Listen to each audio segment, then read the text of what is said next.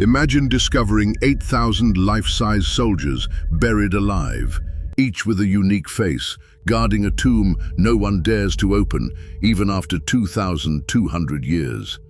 In 1974, Chinese farmers digging a well uncovered Emperor Qin Shi Huang's Terracotta army. Clay warriors, 520 horses, 130 chariots in massive pits.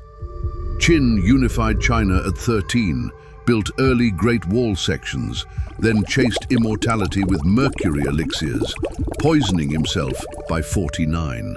Warriors face east toward enemies, with real bronze weapons still sharp, crossbows that fired on discovery. His unopened tomb holds Mercury rivers matching ancient texts, pearl star ceilings, deadly traps.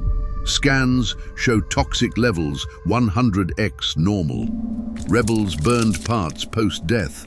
Preserved mummy, faked death, or cosmic secrets? The truth waits underground. What do you think's inside?